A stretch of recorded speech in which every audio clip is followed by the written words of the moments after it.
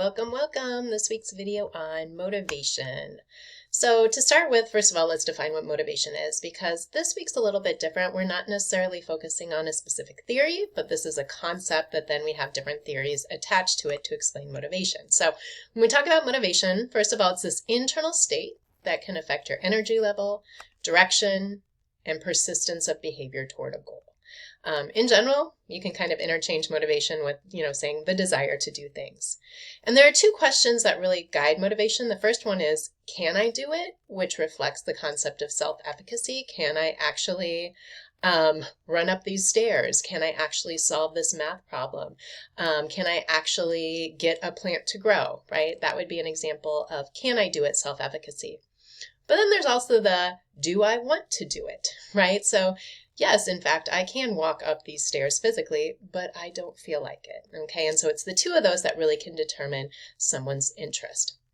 So depending on the age group you work with, you are probably going to experience different levels of motivation. So how does motivation change over the years? Here we have correlation charts where if there happened to be a positive one, it would say that motivation starts low and then over time increases from pre-kindergarten to 12th grade, okay?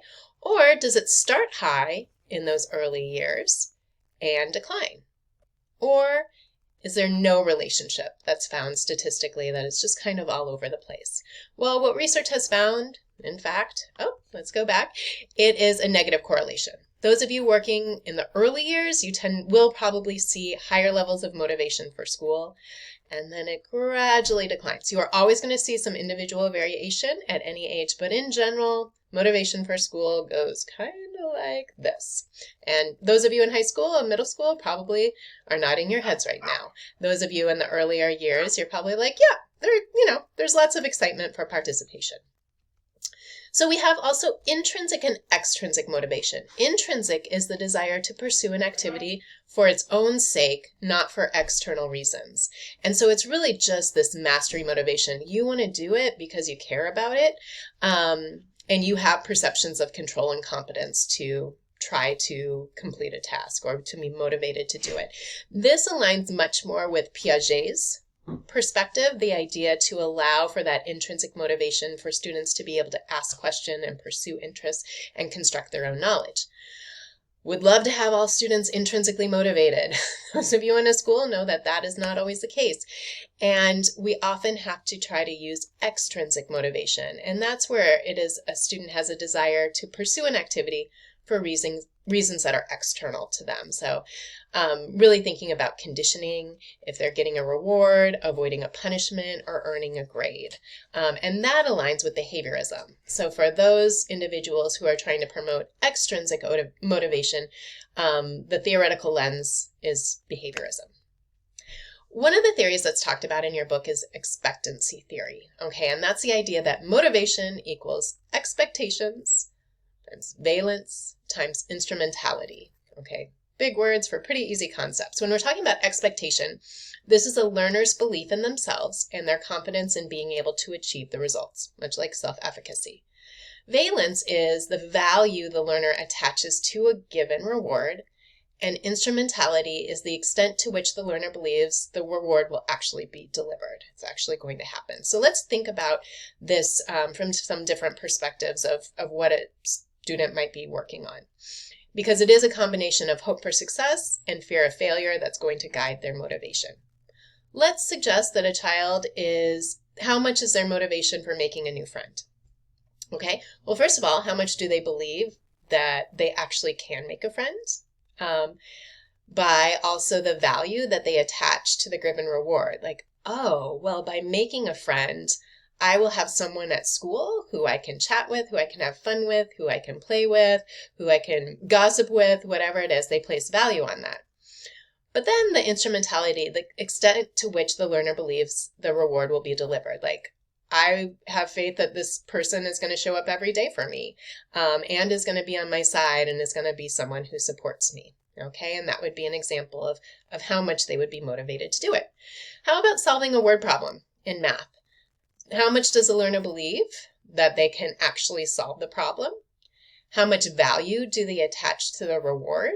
So, oh, my teacher's going to be really proud of me, or I'm going to be able to get an A or a star or something by doing this. Or maybe I get my name on a chart somewhere. And the extent to which the learner believes the reward will be delivered. Will I really be recognized for working hard on this and solving this problem? Okay, so that's expectancy theory. Now, what we know about expectancy theory and motivation is that if any factors are low on the right side of the equation, motivation will go down.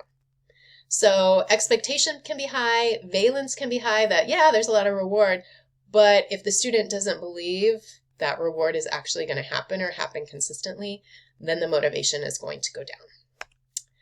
So what can you do? If we think about this kind of model here for thinking about motivation, first of all, number one, you can encourage your learners to believe in themselves. We have to increase that self-efficacy. For valence, you need to make sure the rewards are things the learner really desires. So it's because it's the value the learner attaches to that reward. So you need to know your students well. And number three, always keep your promises and distance yourself from people who don't, because that delivery is a big piece of motivation. Attribution theory is a different perspective, and this suggests that a child is going to determine their motivation based on how much they think is internal and how much they believe is external to be able to complete a task or do something. Okay, so let's think about this for a couple of different maybe tasks.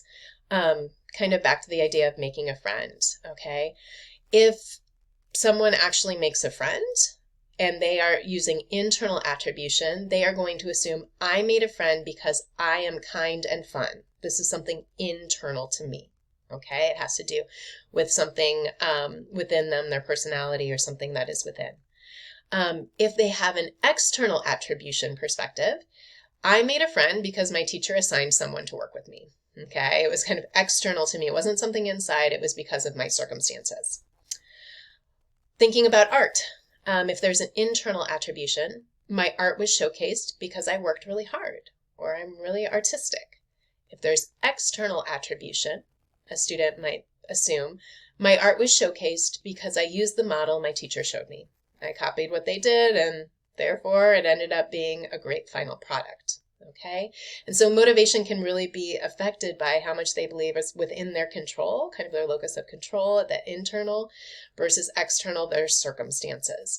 Now, what's interesting is there is much greater shame and greater pride associated with internal attribution, right? If you look at even that art example, my art was showcased because I worked really hard, or maybe I am just really gifted artistically. Right? That's much greater pride than, oh, well, I had a model and I copied it and that's why it looks really good. Okay. And also much greater shame. Like maybe if someone doesn't make a friend, they think it's because maybe I'm just not likable, versus if it's external, I'm in a classroom where I just don't share a lot of interests with people. Okay, or it's not a really welcoming place, right? So there's much greater shame and greater pride with that internal. And so we have to think about understanding where a student's motivation is coming from and maybe shifting them in one way or another and building those up based on what you're trying to help a student with. We also have vicarious experience having a big impact on motivation, and that's the experience you gain simply by observing others. So if you think about observation, right, this is Bandura, social cognitive theory. So this lens can explain motivation by simply watching someone succeed or fail can increase or decrease our motivation. If you think about a young child being too scared to jump off a diving board, if they see someone go up there and successfully jump off and have a great time, that would increase their motivation. If they see a child go up there, stand on the edge for a long time, cry, and have to be brought down by another adult, that would decrease their motivation. Same with the picture down here. If you think about maybe an older sibling or a cousin or a parent being able to complete their degree in higher education, right? Seeing someone be successful, that is going to increase your motivation. If you watch someone who's close to you maybe start and fail out or not be able to make it work, right? That would lower your motivation. And that's from Bandura's perspective. So here's a question for you. Which goal would motivate a student the most? To rank in the top 10% of the class, to not score the lowest in the class, or to receive a high score in general? Okay. All could be motivating, but what is going to sustain a child long term? It is number 3. simply to be motivated to receive a high score where you are not comparing yourself to others. And that is a mastery goal. It's your desire to develop an ability. Just that's it, not compared to anyone else. So for instance, if you're thinking about running the mile, goal for how quickly you run the mile. Maybe it's you want to show your personal best. Last time it took you 9 minutes. This time you're hoping for 8.5 minutes or something like that. Now, if you are thinking about motivation based on students comparing each other, there are performance approach goals. That's your desire to demonstrate ability and do better than others, right? You want to finish in the first group of students running the mile. Like that's your goal. You want to be in that front pack there. Or performance avoid, where your desire to avoid doing worse than others, to avoid looking dumb or incompetent. Like, I just don't want to finish last. That was really me when it came to physical education. I just don't want to be in the last group. And what we found, it's the mastery goals that are going to sustain you over time and have much long-term success, because think about those performance approach and performance avoid. It's always contingent upon who you're surrounded by. Maybe you're surrounded by incredibly high achievers that have such a higher level than you that you might give up because you're just like, that's not attainable. I'm not shooting for the top, right? Or yeah, you just don't want to be last, but maybe you're surrounded by people who are actually not performing at a very high level. So that's not very motivating either. I'm sure all of you have heard of growth and fixed mindset. So that's another view of ability. And this is kind of a theoretical framework for thinking about motivation. So if someone has a fixed mindset, they believe ability, talent, and intelligence are fixed. If they have a growth mindset, it means ability, talent, and intelligence are changeable. So if you look at even the way in which we try to model or promote language around a growth mindset, like I can learn anything I want to. When I'm frustrated, I persevere. I want to challenge myself. When I fail, I learn. Versus, I'm either good at it or I'm not. When I'm frustrated, I give up. I don't like to be challenged. When I fail, I'm no good, right? And so the perspective is if we can build up the mindset of, it's all about, mistakes are part of learning. It's important to challenge yourself. It's all about effort. It's not necessarily about an outcome. Then that's going to keep students more motivated to try things. We've seen that this growth mindset leads to higher achievement, greater persistence, and intrinsic motivation.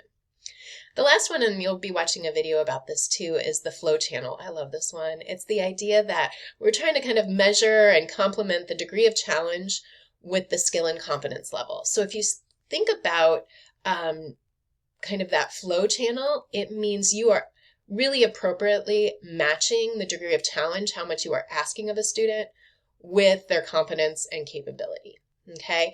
If you give a student something much too difficult for their skill set, they go into the panic anxiety area of this model.